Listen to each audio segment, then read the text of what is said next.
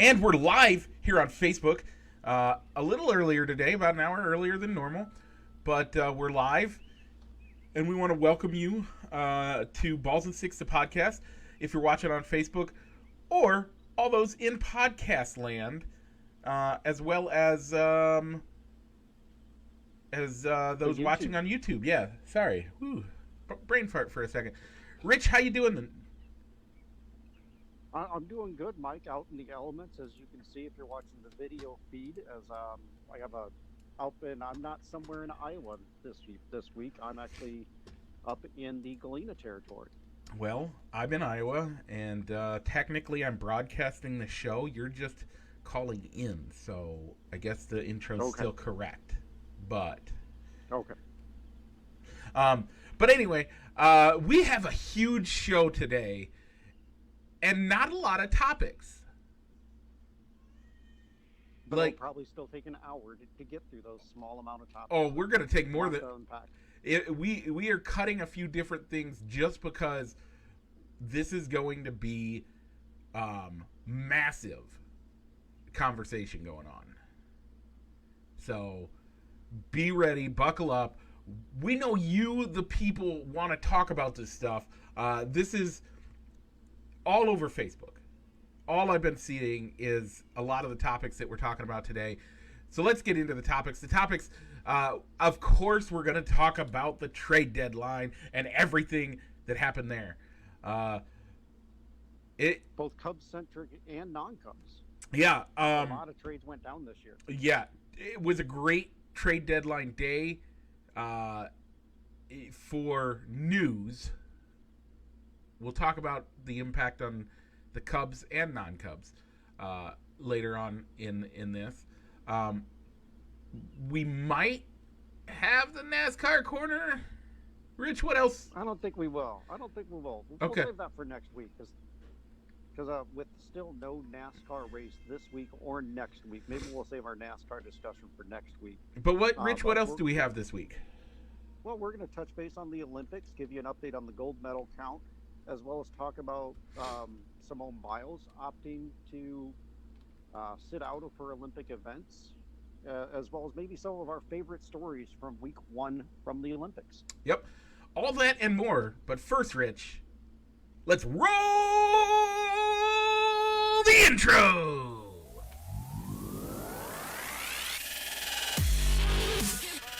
Broadcasting live from somewhere in Iowa. This is Balls and Sticks, the podcast, with your hosts, Mike and Rich.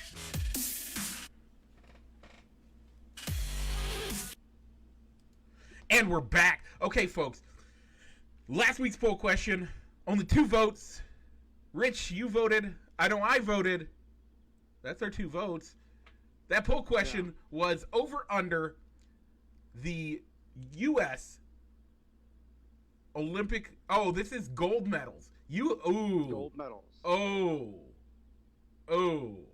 Yes, I went gold medals. You said gold medals. I did not read that correctly. So this might be a little different. I'm going to keep my vote the same. The over under is 44.5 gold medals for Team USA. Rich, let's give them our answers and the poll results. But first, we're going to give you what this week's poll question is first, because the poll that we did this last week is actually going right into the first topic. So, This week's poll question deals with the topic we'll be talking about in a little bit. Do you still trust the Cubs organization? We're going to get into that discussion in just a minute. But first, the over-under totals. I voted for over. I still think they're going to get over, even if it's gold medals. The U.S. has a great team. Let's do it. Rich, how did you vote? I took the under. Okay, so we are tied at 1-1. The tiebreaker is the USA. We don't really have one. We don't have one. USA. We'll see what the USA does.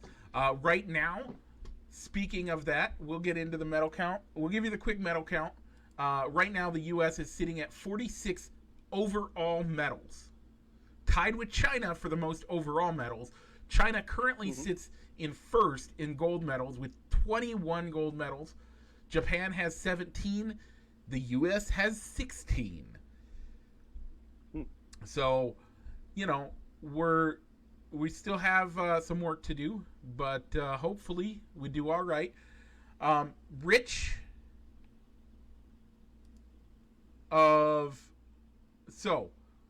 so far, what sports have you been the most into? Really, we've watched a lot of volleyball. Oh yeah, Both beach and indoor on women's and the men's side has been kind of interesting to watch. Yep. Badminton. Really kind of fun to watch. Badminton and table tennis. They're really two that have really surprised me. So badminton. And my wife and I have been talking about this. I love the badminton and the table tennis because it's like you and I, we've played badminton, and we've played pretty decently. Like, it's not a sport that, like, it's not that hard of a sport. Most people can play it fairly well. It doesn't take a lot of work. But you watch these guys and they're like, oh my goodness. Like,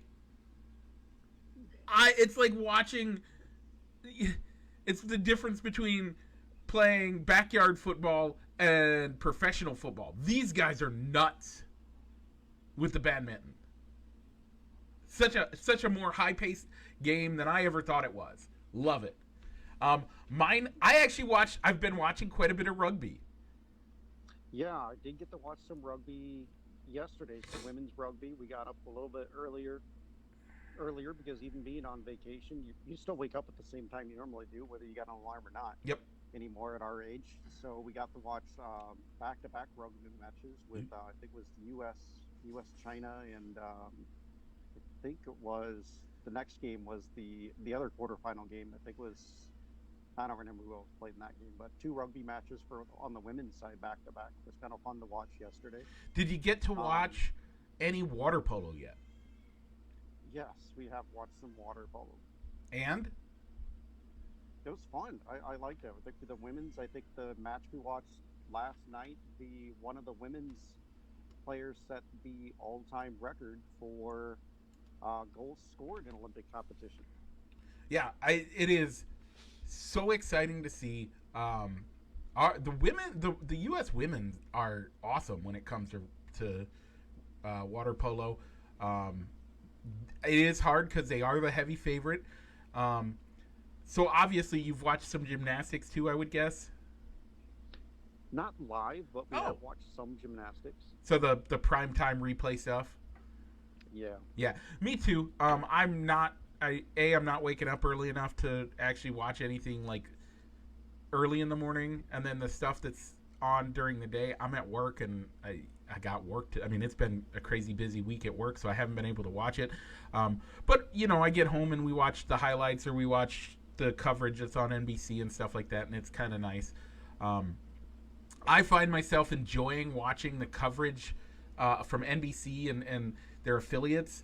For the most part, I do have a complaint about that, but it's nice to have the commentary. It's nice to have the stories.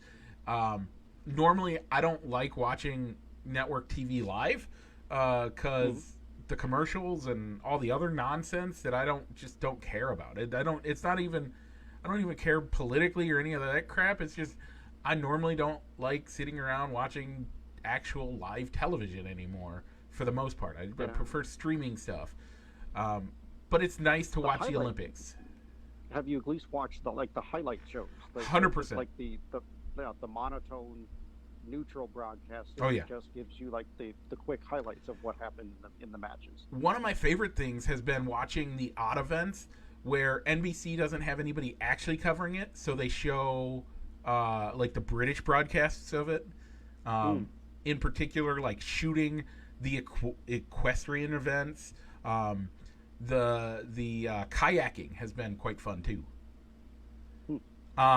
So speaking of the women's gymnastics, as we got to get into this topic. Simone Biles decides that she needs to sit out most of the team competition and all of the overall individual and all of the we're still has she withdrawn altogether today for today's stuff, or is that still up in the air? I haven't read that yet. I haven't read that yet. I think she might go to the uneven bars, or I think it's the balance beam. I think she still has 2 events still scheduled that she could compete in if she chooses. She wouldn't do the floor event or the pommel or the pole vault or the vault. I guess not. Those are her 2 main events. That would be slightly shocking. So overall, you got to take care of you. This is. Mm-hmm. I'm not. There is part of me that says that I remember watching Carrie Struggs, knowing she's going to break her ankle, landing her vault, but still doing it, and the intestinal fortitude that it takes to do that, and her still doing it. She knew that she had all her ankle had left was 1 vault left. She lands, she sticks it. Her coach comes up and scoops her. Like, she can't even walk off. And I remember watching that. And I remember everybody thinking, how amazing is she? But these girls are young. Exactly. I think they talked about Simone Biles being 23 years old, and she was known as the veteran of the group. Right. Like, she's at a point where she realizes that she has say in her life, and she needs to take care of herself. So I'm torn with this, because part of me thinks, don't you want somebody that's willing to go out and do all of these things? Even, I mean, you're going out representing your country. Don't you want the best of the best that has the wherewithal to be able to take all of this?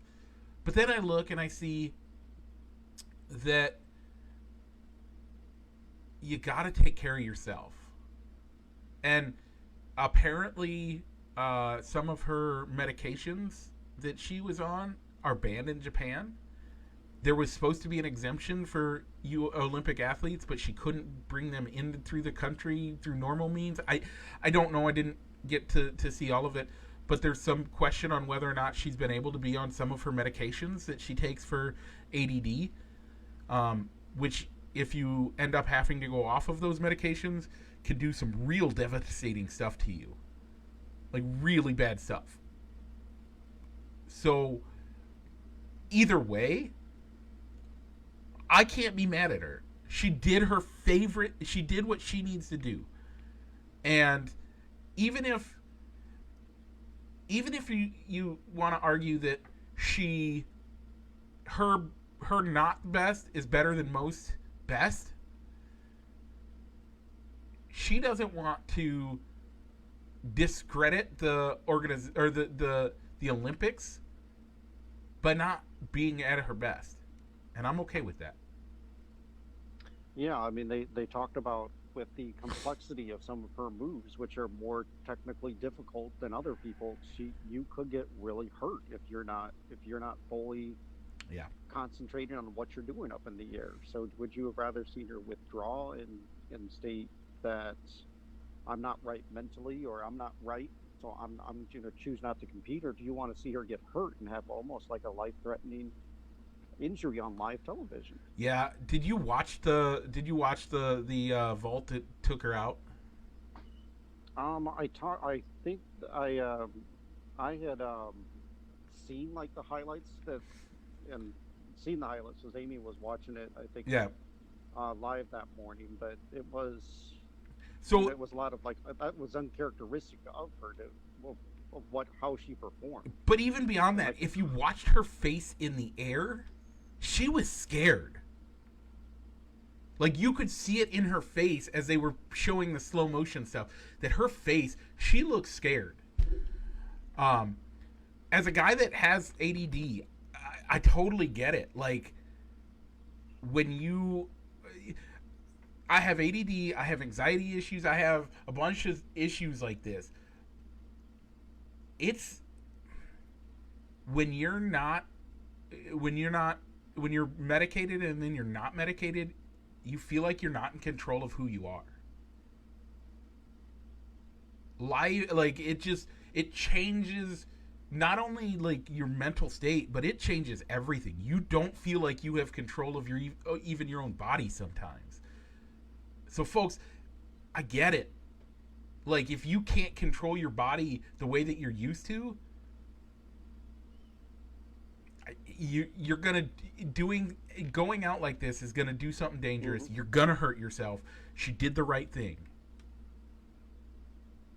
Would I have loved to have seen her compete? Yeah. Do I think that she could have pushed the U.S. to a gold? Probably, but not in the capacity she was in right then. Mm-mm. And that's the problem. It wasn't going to change things.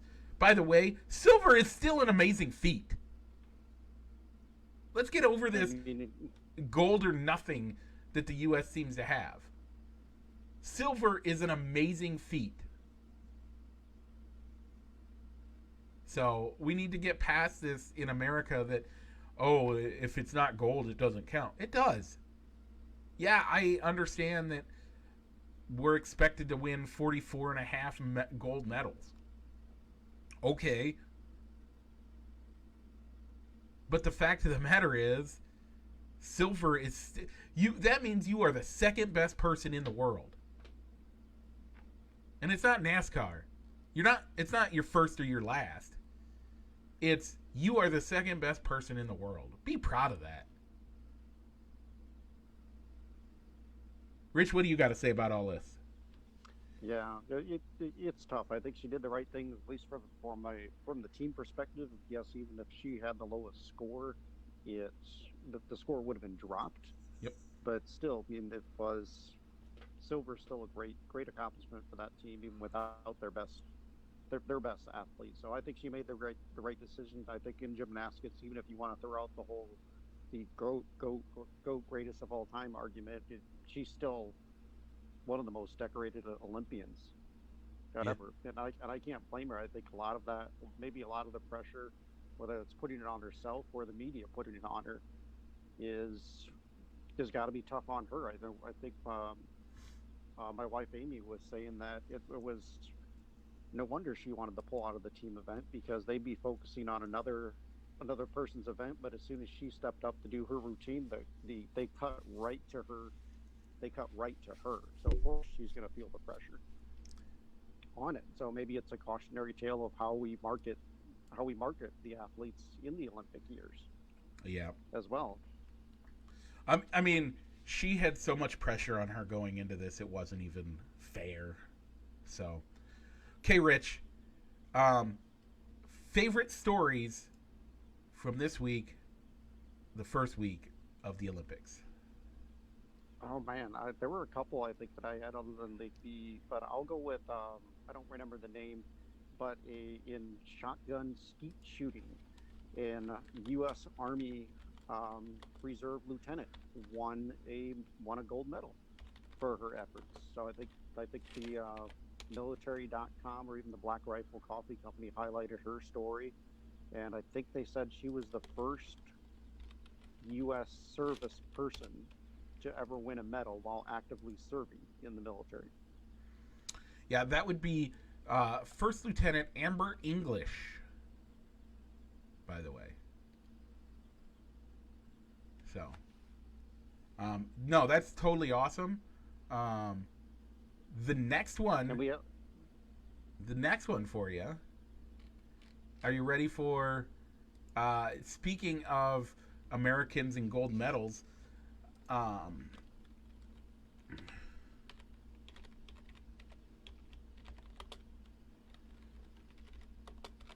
Yeah, while you're looking that up, Mike, you also had the countries of Bermuda and the Philippines getting their first ever gold medals at this Olympic Games as well. Yeah, I mean that was totally awesome. My wife and I actually ended up watching that happen. Like as we were sitting there, we watched them do it, and it was freaking awesome. Yeah, No, that was awesome. My favorite was watching Lydia Jacobs become the first Alaskan to win a gold medal in swimming. You don't think of Alaska as a great hotbed of Olympic swimmers, and she came out and showed the world why they should be. Winning gold And medal, doing awesome. Yeah, and the surfing competition from Hawaii Yeah, as well, getting the first gold medal in surfing, and I think it was a 13-year-old became the youngest to ever win a gold medal. I think was she from Japan for skateboarding?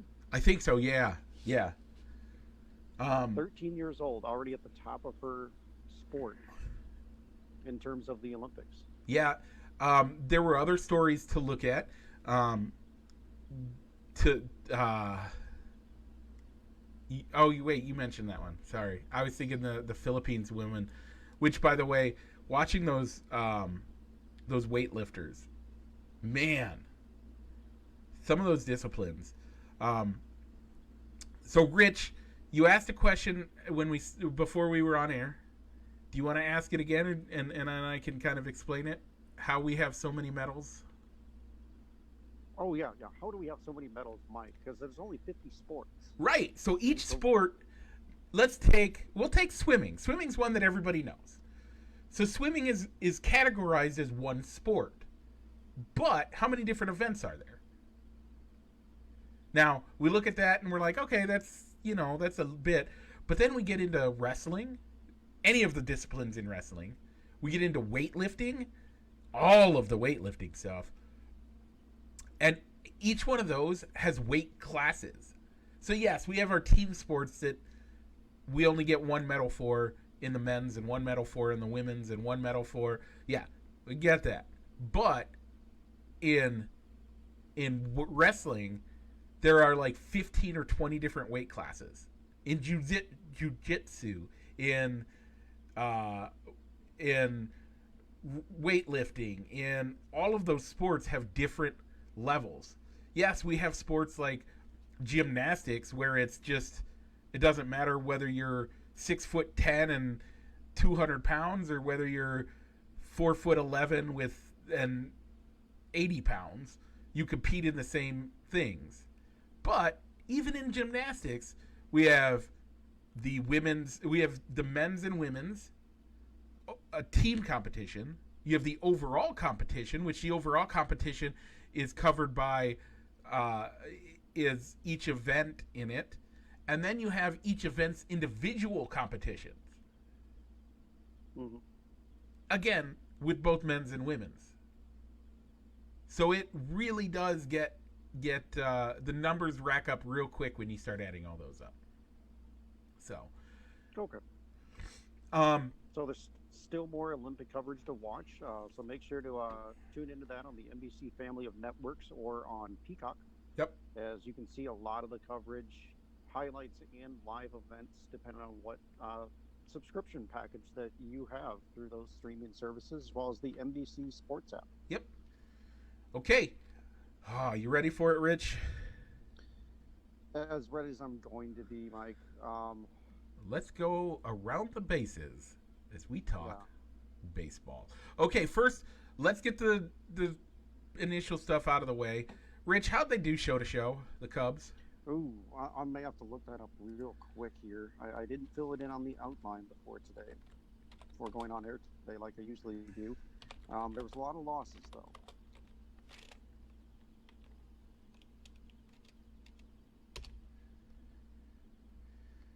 Okay, so they lost Saturday, they won Sunday, they won Monday, they lost Tuesday.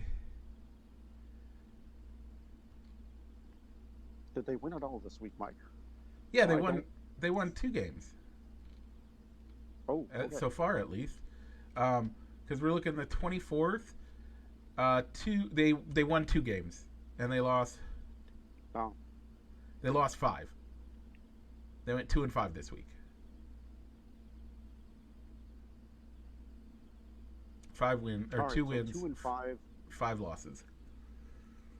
All right. So they are 50 and 55 overall. Yep. 12 and a half back in the division right now. Yep. And Rich, this week they had to play the Nationals. They have the Rockies, or 2 with the Nationals, 3 with the Rockies, and 1 versus the White Sox. What's your prediction? Oof. Based on how the team played last night with what's accounting to be the Wilson Contreras and the leftovers, 5. I'm going to give them 2 wins this week. Okay. Because they're facing the Rockies. Yeah. Yeah, I think. And the Nationals, who is also a depleted team. So I'll give them 2 wins. I think I'll give them 3 because they're playing 2 teams that aren't great, and then they're playing the White Sox, and that's always slightly unpredictable. Okay. Now we have to get into the part of the world that we don't really want to. And that is trade deadline. All right. So Mike, only because I see you got the link up, I'll give the Cubs that are no longer on the team. Why don't you give the people that came into the organization over the weekend? So going out were Chris Bryant to the Giants, Andrew Chafin to the A's, Ryan Tepera and Craig Kimbrough going crosstown to the White Sox, Javi Baez going to the Mets, Anthony Rizzo to the Yankees,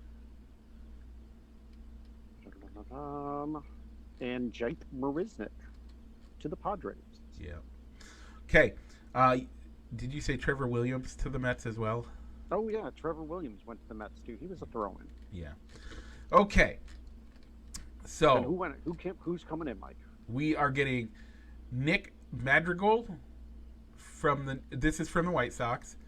Cody Hero. Bailey Horn. That's all from the White Sox. From the Giants, we got outfielder Alexander Cadaro and right-handed pitcher Caleb Killian. That was for Bryant. We moved down a little bit. This one, I don't know about this one. Pete Crow Armstrong. All we got from the Mets. He is their number 5 prospect and a draft pick, their first-round draft pick last year. And we got some cash. And we got a little cash, yeah. Anthony Rizzo netted us Kevin Alcantara and Alexander Vivcanio. Yeah. And then for Jake Marisnick, we have Anderson Espanzo, yeah. And Anderson Espinoza. And that looks like all that's on the article for all the people that we traded. So yeah. We also, I think we got an outfielder that's ticketed for AAA from Oakland and one other player in the Chafin deal. Yeah. And I don't recall who we got and we got Ball Bunyan from Atlanta in the Jock Peterson trade. Yeah. Okay. So, apparently, Jed Hoyer decided to do the Band-Aid approach and just rip it right off.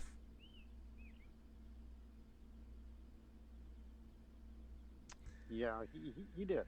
It seemed like it was a group decision, though. It wasn't coming just from Jeb in the front office or the owner saying, "All right, it's time to go.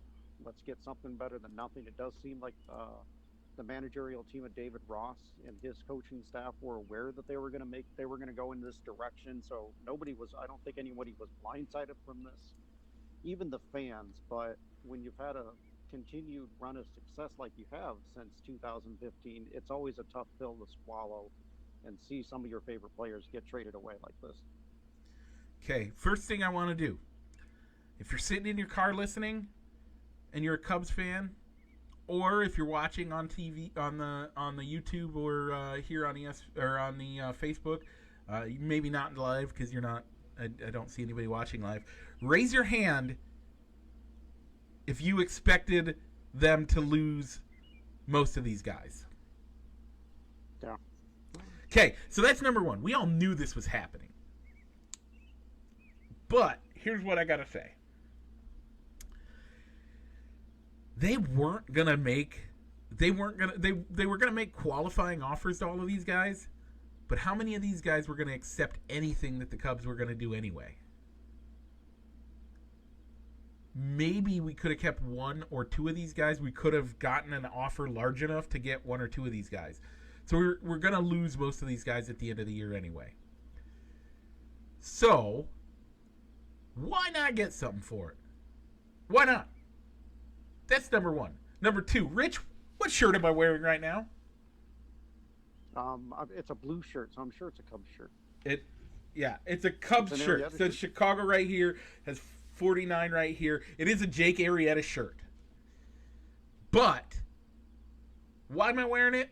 Because I'm still a Cubs fan. That flag is not going anywhere, folks.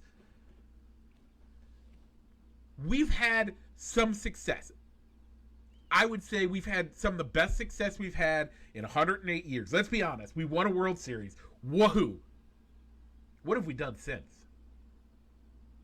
Out in the NLCS? That's the best we've done since. But for the most part, we're out in the first round, the second round, maybe getting to the second round of the playoffs. What are these guys doing for us this year, Rich? What's our record say we are? We're a sub 500 team. Mm-hmm. You tell me, why are we keeping these guys? If they're not playing up to a potential that is going to get us somewhere this year, and we're going to lose them anyway? Why are we so worried about this? Yeah, it hurts. Rizzo has been the heart of this team. And his best friend, Bryant? The memes about those guys alone as teammates and as look at I want to find somebody that looks at me the way Chris Bryant looks at Anthony Rizzo. Those guys love each other. I don't deny it. But they were too darn expensive for us. They were going to be too darn expensive for us to keep. Yeah, I know that the Ricketts have all the money in the world. That's okay. But you got to make good business decisions. Baseball is a business. What do you learn when you watch Bull Durham, Rich? Baseball is a business. You can't make business decisions based on whether you like somebody or you don't. We were going to lose these guys anyway. Why not get something for them? Yeah, it all happened in a day and a half. That kind of hurts. It's kind of shocking all at once. But isn't it worth potentially getting some great guys in the long term than having these guys flounder and, kind of suck the rest of this year? I'm not upset at this at all. And if you are, I'm sorry. You don't understand baseball. This is what we needed to do. Is it a happy, good feeling decision? No. But you know what it is? It's the right decision. I'm not upset with it. Rich, what are your thoughts? Yeah, I'm really not that upset about it either. I didn't want to see Rizzo leave the organization, but he's my favorite player. He's still going to be my favorite player, whether he's wearing pinstripes or whether he goes down and, I don't know, he plays for the Cardinals. I'll still root for him, even if he signs with the hated Cardinals in the offseason. So, the Cub fans saying, well, now you can't root for these guys. They're no longer on the team. No, you can still root for them no matter what uniform they have on. And, if anything, that means there's going to be some discounted merchandise in the Cubs stores, if that's what you want. You can pick up a cheap Anthony Rizzo or a Chris Bryant jersey or a Javi Baez jersey, and there's nothing to say that the team won't re-sign them in the offseason. Yep. Anything. You were talking about it's better to get maybe 3 or 4 low-level minor league players from them instead of extending a qualifying offer and then getting a draft pick at the end of the first round. Yeah. Yeah. At least you have some perspective on the guys that we're getting, even if they're first and second round, even if they're single A and double A guys. There's film, there's understanding of what they're doing. It's not that bad, folks. Okay, now, with these trades,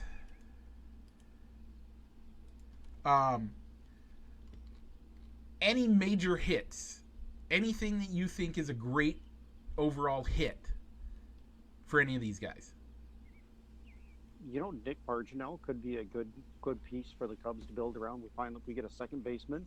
Yep. And Cody Hare could be a good middle relief guy. That's what he was doing for the Sox this year. Marginell was their starting second baseman before he got hurt and had to get surgery. That's going to put him out for the rest of the year. So, I mean, those were the two minor guys that could easily come up and help your team this year and next year. The rest, I mean, they could be down in the minors for a couple of years before you see good results. But sometimes, I think Jeb was talking about it to where, well, sometimes you got to have financial flexibility and you got to have prospect capital. Yeah. And before the trade deadline, you didn't have either. Yep. Now you do. So Rich and I, we do a show every week, but even beyond that, we discuss things off air regularly. We had good discussion this week about some things. One of the things we talked about, and you brought up a great question. Do we start spending some money this next year, or do we wait for the Hayward ticket to be released, as it were? Yeah, I mean they're only going to have $47 million. Yeah. Committed to payroll next year, so there's still a lot of money. I mean, so you could go in a couple of different directions. You could do what the Rays and the A's do, which is spend next to nothing and collect some revenue sharing checks, or you could spend some free agents. Yeah.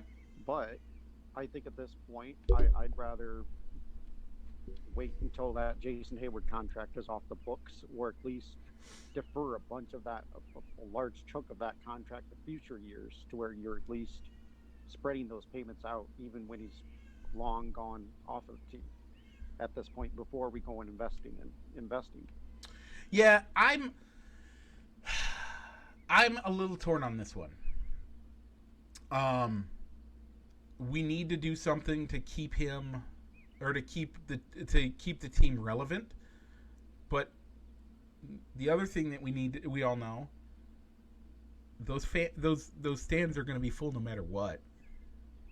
Mm-hmm.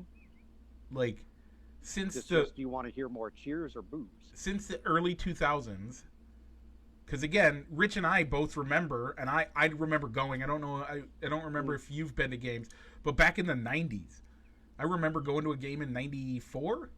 I want to say, where there were more empty seats than there were full seats in Wrigley.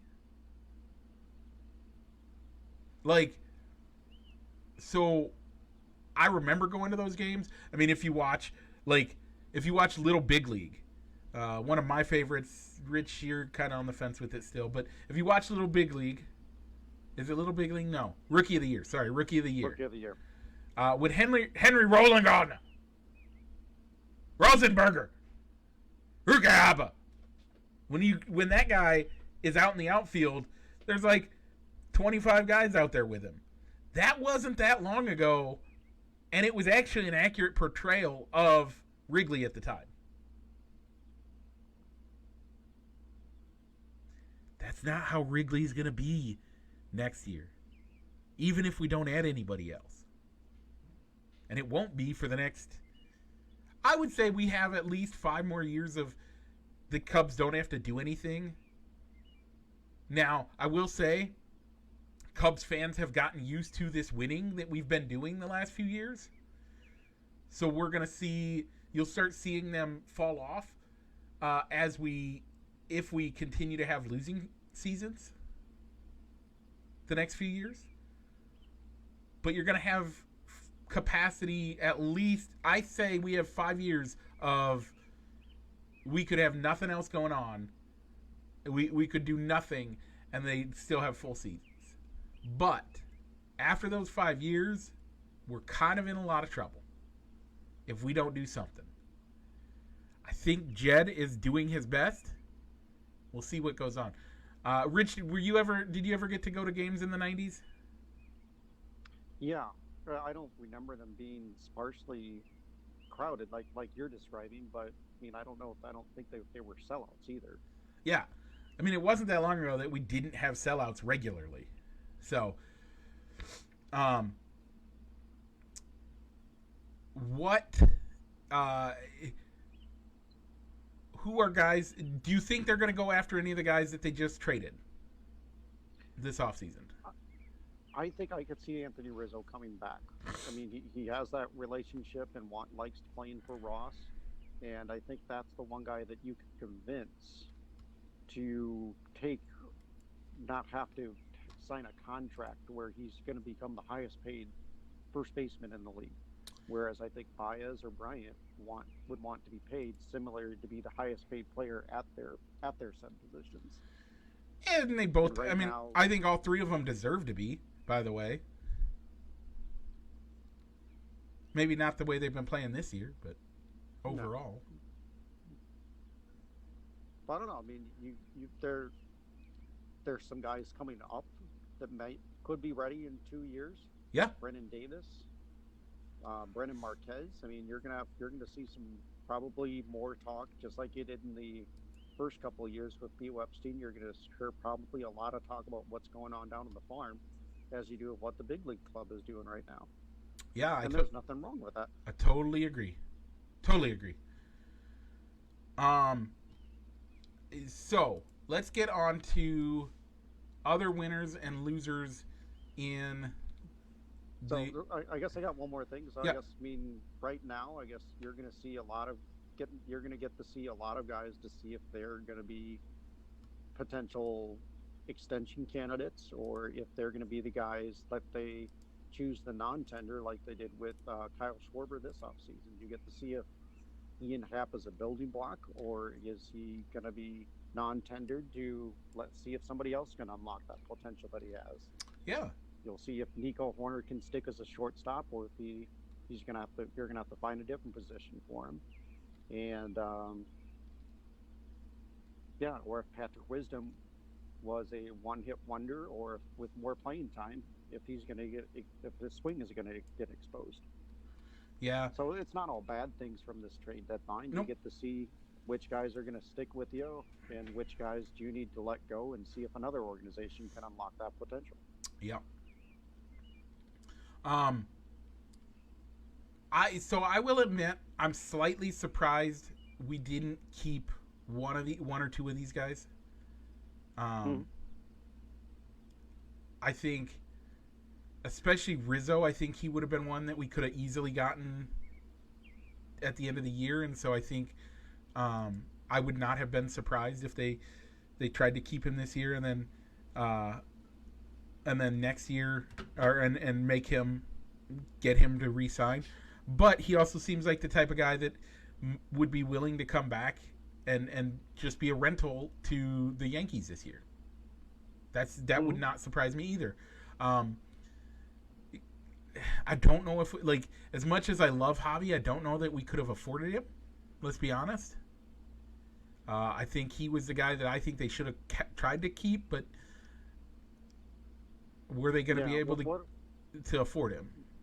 Yeah, what I was hearing about Javi is that his antics and his showmanship was starting to rub people the wrong way. Yeah, that's at least rub Ross the wrong way.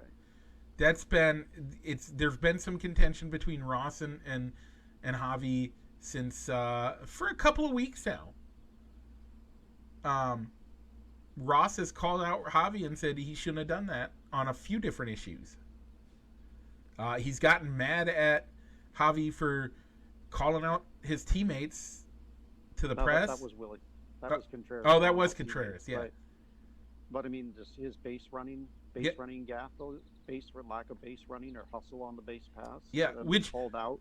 Which has not been normal for him. This is one of the things that I'm had me concerned going into the trade deadline. Why has he been playing this way with the Cubs so much? Like he's normally a genius on the base path. We saw one of his greatest genius moves ever on the base path. The heads up / stupid play by, was it the Padres? No, it was the Pirates. The Pirates, that's right. So we know that he can be a genius, but he also does dumb stuff like hits a or hits a double and walks off like he's the greatest player of all time. Just this week. Or showing off, walking like it's a home run when it dies at the warning track, and acting like it's a home run going into a home run trot. Yeah. So maybe or trying to make a routine play into a spectacular play. Right. So he's been having some issues. Hopefully, a change of scenery will do him good. I wish all the best for all of these guys. Mm-hmm. So Rich, overall, who do you think is the biggest winner in the trade deadline? Man, the biggest winner, I'd have to give it to the Los Angeles Dodgers. You get Max Scherzer, yep. You get Trey Turner, and you kept Max Scherzer away from your division rival, the San Diego Padres. Yeah, you kind of stole it out from under me, but I would agree. The Dodgers were so good last year, and they only got better at this. Like they didn't do a ton of moves in the offseason, but this trade deadline, they took over, and they became the best team mm-hmm. in the league, not just in the entire MLB, not just the National League. Yeah, but think about it in a 3-game series or even a 4-game series, having to face Scherzer, Kershaw, Walker Buehler, and Julio Urias. Yeah. You don't even have to worry about what happens with Trevor Bauer at this point. Yep. They are. Wow, that's a team to look out for. You gotta look at you gotta give a nod to the Mets. Looks like, I mean, they've done quite a bit, putting Baez in there, boosts the team. They added Rich Hill, which, yeah, he's 41, but he's still doing well enough that he deserves a good mention. And so don't they have Lindor as well? Yeah, Lindor. So Baez will play shortstop, and once Lindor gets off the DL, he'll probably slide over to second base. Talk about one of the greatest middle infields that we'll ever see. That combo there is going to be, man. You're not going to want to face those guys. Yeah. Think of the New York Yankees. Oh yeah. I think we were kind of talking about it while we were eating dinner. Their lineup, their middle of the order: Joey Gallo. Yep. Aaron Judge. Yep. Anthony Rizzo, Giancarlo Stanton, and then you got a guy like a catcher like Gary Sanchez hitting 6. Yeah. That's a tough lineup to face. I mean, they're banking on scoring more runs and hoping their pitching can prevent enough runs to get the game with their bullpen, but still, that's a tough lineup to face. Yeah, so the Yankees again made a huge team. I think I'm looking at it, and I very much could see the Yankees and the Dodgers in the World Series this year.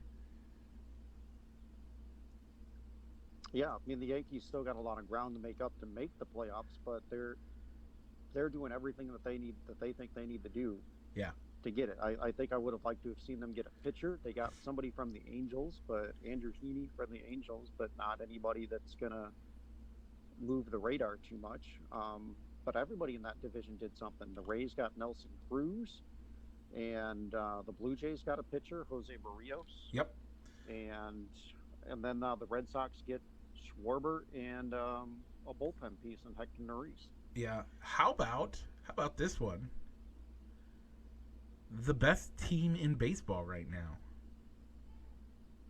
the Giants.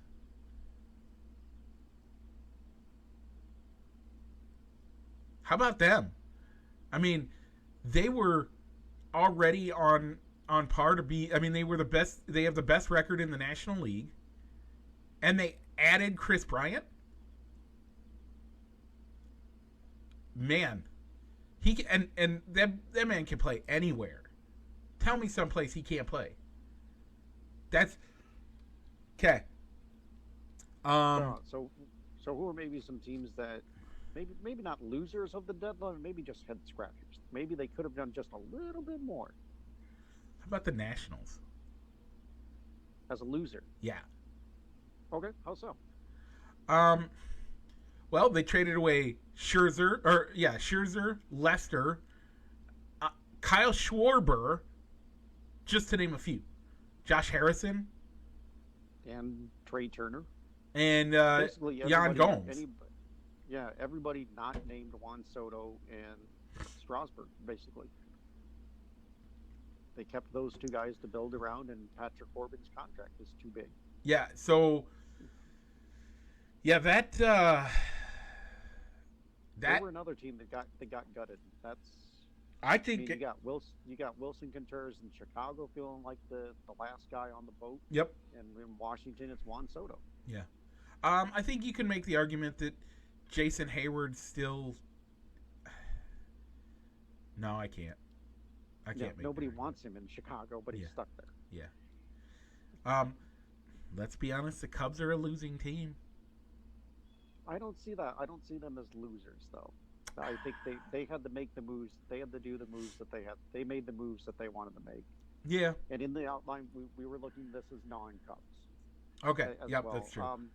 Kind of like a team that I didn't get the move that they made. The Red Sox. I think Kyle Schwarber is a good player, good guy to add, but they needed a first baseman. And Kyle Schwarber hasn't logged too many innings at first base. Nope. I mean, he's been a catcher and he's been in the outfield. So yeah, that's gonna be a. They'll find a way to use him, and the Rockies. Oh yeah. I have no idea what Trevor Story is still doing on that team. Yeah, I don't get it. How about the Twins? Yeah. I thought they could have made some more moves. I was surprised that Kenta Maeda didn't go anywhere. Josh Donaldson didn't go somewhere. I mean, for a team that many thought could make it at least to the ALCS, to be this bad this year and even worse, and now you got to just offload everybody at that point, don't you? Mm-hmm. Did you like what the White Sox did? Getting Tepera and Kimbrel to show up the back in their bullpen. Yeah, I think those are good moves. I think that's all they did. They get Eloy Jimenez back. Yeah, it's hard for me to be non-biased when it comes to the White Sox. I mean, I call them the White Sox. It's not a misspeak. I say it that way for a reason. So it's hard for me to not be slightly biased, but yes, I think that they made the moves that they needed to make.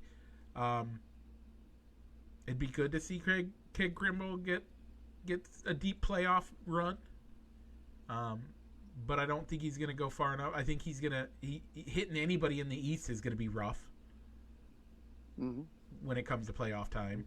But for the most part, if that team has a lead going into the seventh inning, they're going to be tough to beat. Yeah. And they still have to play the Astros, which, as much as everybody hates the Astros, they're still a good team. Yeah. The A's didn't go. The A's made some good moves. The American League is going to be tough to win. It really is. Yeah, the American League is going to be the one good news for National League fans is that the American League is going to beat the crap out of each other in the playoffs. But that's about it. So,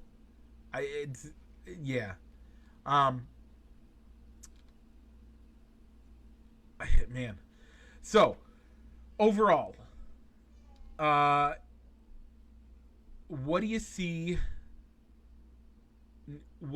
Who's your? We're at the trade deadline. Hmm. What's your prediction for the World Series?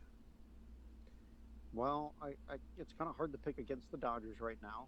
I mean, I had them as my preseason preseason World Series pick to win it all, but I honestly I still don't know who's going to come out of the American League.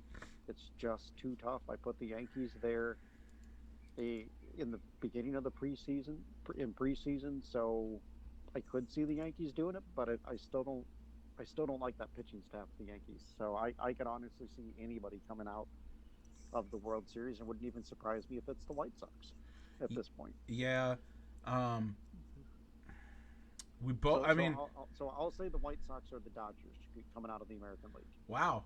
Um, the Dodgers are in the National. White Sox or Yankees coming out of the American League. So we both had the same prediction for the World Series matchup preseason. Mm-hmm. Do you still like that preseason or no? Your preseason prediction? Yeah, I still like it. Dodgers over Yankees? Yeah. You know what? I am very close to being on board with yours, even though mine was the Yankees over the Dodgers.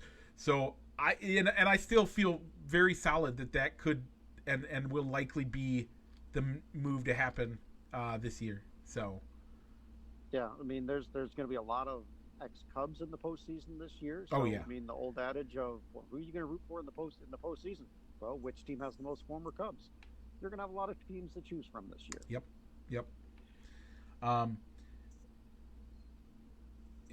So my mom just jumped on and said, "Hey guys, who can replace all of these great players? Their great talent. Nobody. Nope. But the problem is we weren't going to keep them anyway. Not all of them. So, Rich, we got 3 minutes till our proposed deadline for the show because we both have lots of other stuff to do today. Aaron Rodgers is back. Good, bad, ugly. Well, his demands were kind of interesting, but they make sense with the type of situation that he's in, wanting to have his last year avoided without any restrictions being put on it, and I guess wanting more, and he wanted Randall Cobb back. Yeah. So at least he has that guarantee that no matter how good or bad this season goes, he's not going to be in Green Bay next year, so he gets to be a free agent. Yep. And I guess he gets his old buddy Randall Cobb back. Yeah. And they can't take away his signing bonus and prorate it or anything. Him coming back. Does that change what your prediction for the? I mean, we haven't actually made our prediction, but does it change what you thought your prediction was going to be heading into 2 weeks ago?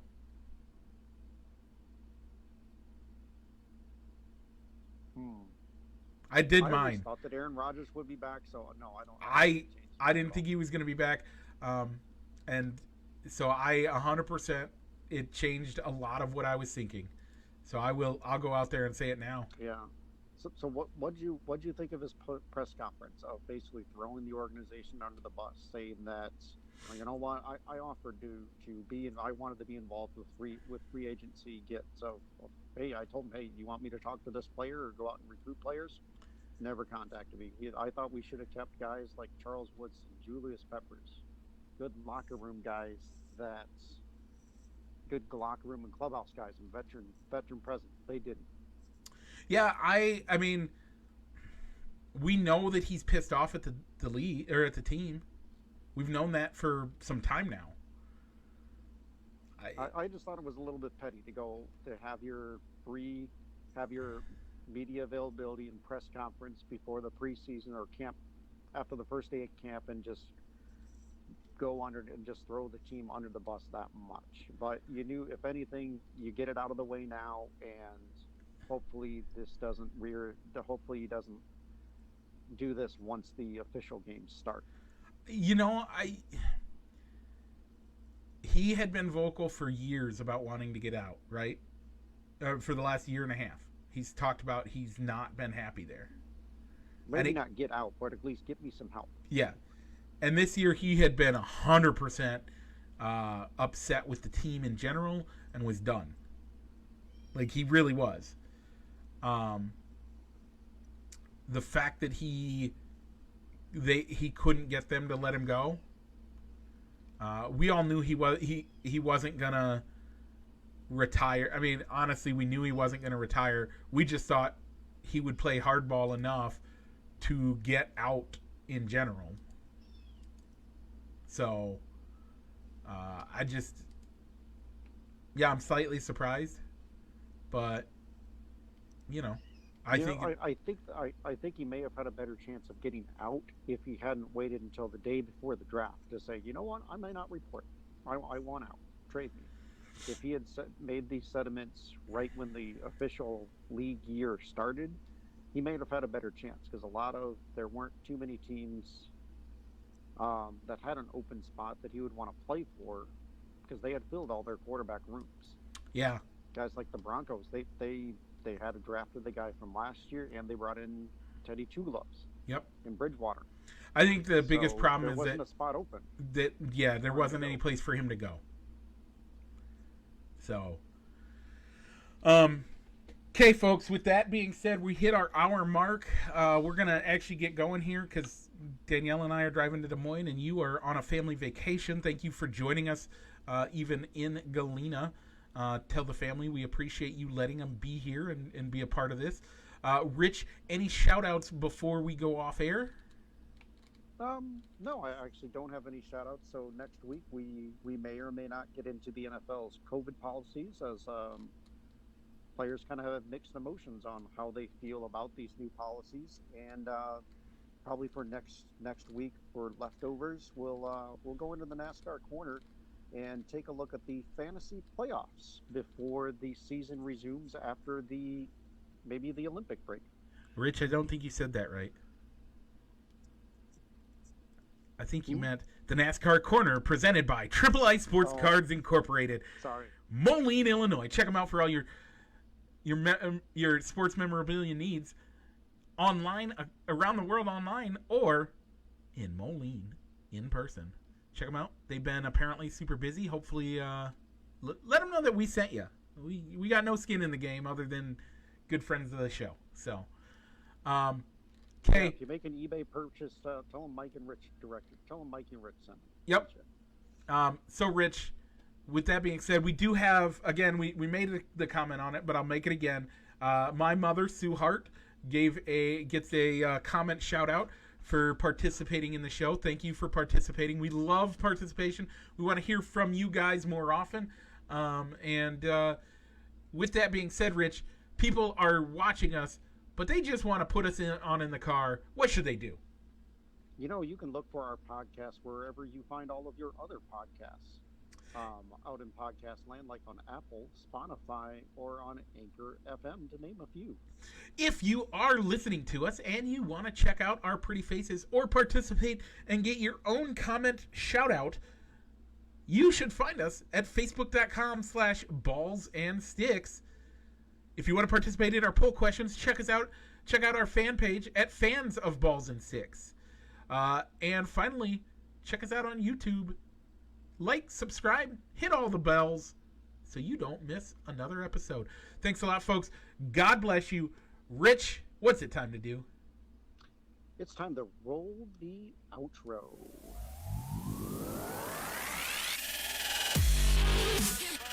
Broadcasting live from somewhere in Iowa. This is Balls and Sticks, the podcast, with your hosts, Mike and Rich.